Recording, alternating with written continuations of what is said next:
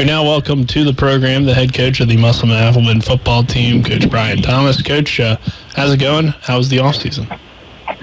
Hey guys, thanks for having me. Yeah, things have been good, going good. Yeah, life's good.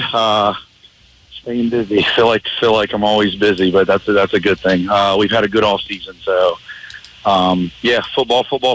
It's honestly, I tell a lot of people it's a year-round sport anymore. You don't really stop with the off season and the lifting and the stuff that we do in the summer, and then obviously now kicking off August. Well, Coach, what have been some things that your team's been able to work on here in preparation for the season so far, other than the weight room? What have you liked on the field? Yeah, like you said, obviously, the weight room kind of goes unsaid. I think I heard a Jim Harbaugh thing the other day, and I love Jim Harbaugh, and he said the only number that really matters at the end of the day is weight room numbers. So, the weight room's big, but on the field, we get more flex days now, so you kind of get a chance to do different things and to kind of install a little bit and do a little bit more football in the off season. At the same time, I think you don't want to do too much, because then sometimes you kind of get the burnout effect a little bit with coaches and kids. So we've done some stuff on the field. We've had flex days in the summer and been able to get out there and get going. And I'm just excited about our progress. I think we're a lot football smarter this year, both offensively and defensively. We've really kind of worked on our football IQ a little bit, which hopefully translates on the field. Coach, you like to schedule a tough slate of games for your team. Doesn't look like this year is any different. What are you looking forward to when making some of these trips against teams? Getting to play University in Morgantown for that competition this year, including the EPAC teams as well. Mm-hmm.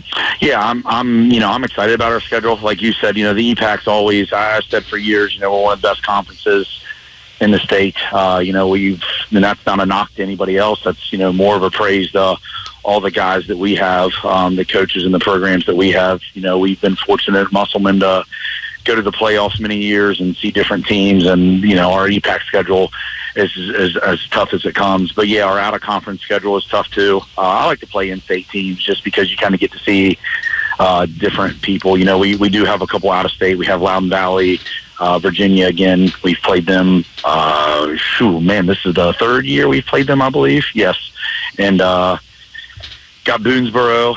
They're going to be a tough game as well. And then, like you mentioned, Wheeling Park. Wheeling Park's one of the best coach teams in the entire state. They're just a great football program, and really excited about Morgantown. And we've been trying to play University for years, and we could just never really match up dates. So, excited to play them too.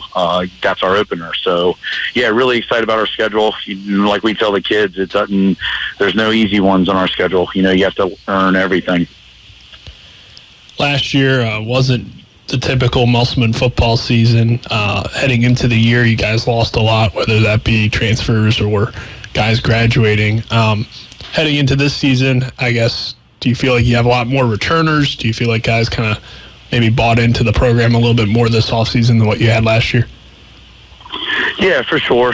We lost a ton of kids with the new transfer rule last year. We had, that's no secret. Everybody knew that. We had a lot of kids transfer out. So coming into last year, we had there were a lot of challenges last year. And, I'll say this, and before I kind of answer your question leading into this year, we competed last year, man. You look at, we were 1-9 in the regular season. You count the playoff game, we were 1-10. We were either tied or had the lead in 3 other games. So, we very easily could have flipped the script and had a 4-win season, which, still isn't great. But at the same time, with the numbers that we were dealing with and the low numbers, I think that was pretty impressive. Our kids showed up and they competed every single day in practice. Last year was one of the most fun years I've had coaching ever. And I've been here at Musselman. This is my 19th year here at Musselman, and we had a blast.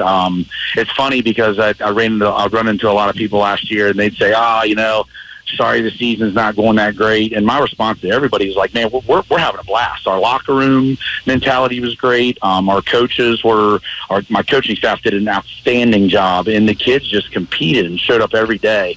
Now leading into this year, we were able to retain a ton of guys. We had a successful freshman season last year, and we have 21 of those kids who were on the freshman team that are back out again this year that are now sophomores. So we have a really big sophomore class. We were able to retain those guys. And we were also, I tell you, the thing that really benefited us is we were able to get the kids in school, and we got a lot of kids that came out this year. We have 17 seniors this year. And a lot of those kids are, we got a handful of basketball players that came out. You guys do the sports stuff. Our 4x4 team, if you follow them, they were pretty good. And two of our kids were football players on that 4x4 team, and we got the other two kids that come out. So I think they were second in the state in the 4x4. So, we got some track kids out, which will improve the team speed. So we were really able to recruit within our own halls and our own building to get our numbers up a little bit. So, right now we're sitting at oh man, what's the exact number? We're about 50, between 50 and 55 guys right now. So, our numbers are up, which would definitely help. It's good to hear, Coach. And sticking on the topic of the transfer portal, it gives and it takes away. How's it affected your team this year? Has it brought in anybody? Have you guys lost anybody possibly as well? Yeah, I'm not a huge fan of it, and I said that last year. I just think we lose sight of community involvement. We lose sight of, I've always been an old school guy. Hey, this is where I live. This is where I go to school. I'm in Musselman District. I go to Musselman. I'm in Spring Mills District. Go to Spring Mills. I'm not a fan of the transfer rule, and I wish it would change. We live in a world where it's too easy to see that, to turn on the TV and see that stuff. And Tennessee's quarterback, his dad complained that he wasn't getting enough money through the NIL, so they jumped to UCLA. Like, what are we doing? Like, what are we doing in life? So I'm not a huge fan of the whole transfer rule. Having said that, that's the laws and the rules that we're kind of living with right now. I think every year, I bet you ask any school, I bet you ask any coach that you guys talk to, I bet you they've lost somebody, I bet you they gained somebody. And if somebody says, oh, well, that's not going to happen with every school, I bet you it happens to, if we can't say every school, I bet you it happens to 90% of schools. I bet you everybody probably lost somebody and probably got somebody in. So, it's a little bit different. We did lose a couple guys from last year. Not many, but yeah, we had, I think, I don't know off the top of my head, 2, maybe 3 transfer out. We got a couple in. We have, really, I don't want to say transfer. We had, more move-ins. We had a family move-in from Sharando that 2 brothers that are they're both of them are seniors. So got that family moving in, and those guys will end up being good players for us that are right now starters for us if the season started tomorrow. So yeah, it affected us a little bit negatively and a little bit positively, but I think you're going to see that. I think you're going to see that probably happen every single year. Some of that movement that you've had in and out over the last couple seasons has been at quarterback. What is quarterback looking like for you this year, and how is that going to affect the type of offense that you're looking to run? Yeah, we ran a new offense last year. We changed things up and switched things up to really, it's I don't know what you would really name it. It's kind of a single wing, really like an old school single wing, but at the same time we have some hybrid movement stuff in that. Having said that, to answer your question is we really have 2 quarterbacks. We really have Zach Miller, and Zach's back from last year. Zach can throw the ball. Zach's also going to be, one of our main runners. So Zach's a kid that we like because he can throw the ball, and he also has kind of a fullback type body a little bit to him as well. So Zach's kind of a running back quarterback, and he can play some receiver too. And then, the other kid to go right along beside him is Colton Shelton. Colton 2 years ago as a sophomore was first team all conference as a linebacker. And he didn't play last year, and he came back out this year, and he's just an athlete, man. Colton's one of those kids that you can probably put him at every position other than like a nose guard maybe, and he would probably do pretty good at every single position that he's in. He's just an athlete. So Colton's going to throw the ball for us some a little bit this year too, and he's going to run, and he's going to play some receiver as well. So those guys really give us the ability to come in as a coaching staff and to draw up some X's and O's and really kind of be creative with what we do a little bit. So, we like both of those guys. Have there been any other standouts offensively and maybe on the defensive side of the ball as well? What do you kind of think will be some of the strengths for the team?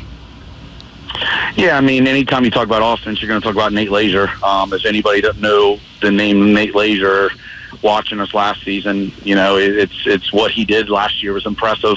We took me and you guys asked the question earlier about the numbers. Our numbers were low last year.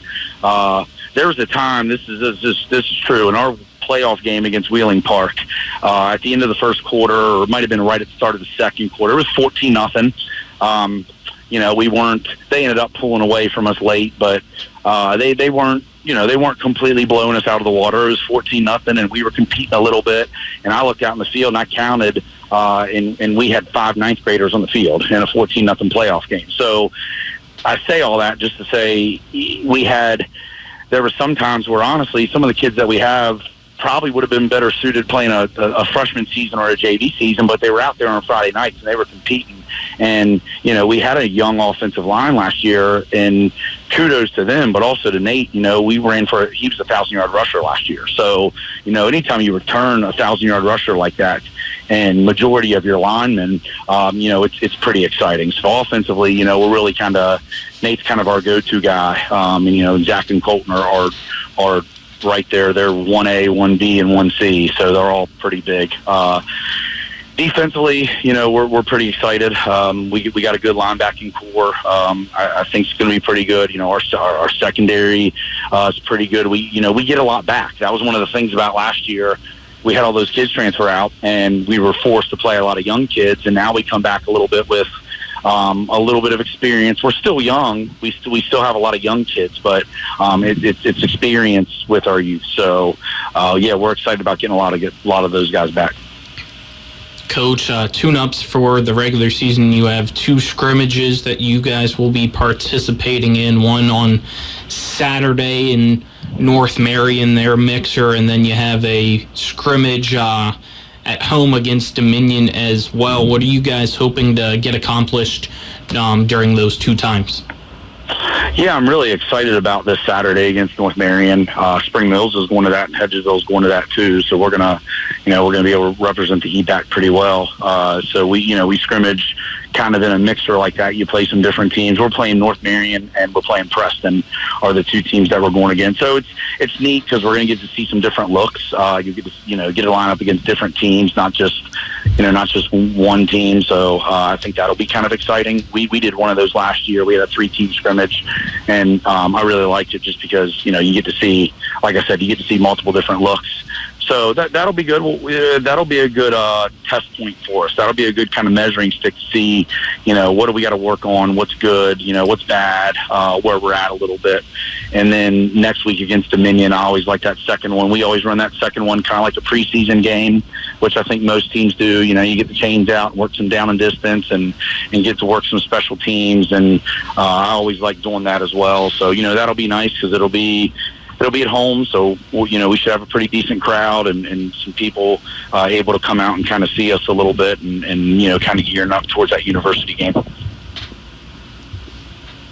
All righty, Coach. Anything else? If not, Nick, did you still want to do your fun question that you had in mind just for Coach Thomas? Well, he did request it. He did. I did, yeah. That's what. Yeah, you guys started that, and that's like every week, it's not that I don't want to interview, but I'm excited to get through the interviews to see what the question will be. It's just an exciting time. Highlight of the week. Yeah, I would just say then our fun question would be, what did you do this summer? What were some of the fun things that you did? Oh, we're a vacationing family. My wife loves to go. My wife's like me. She likes the water.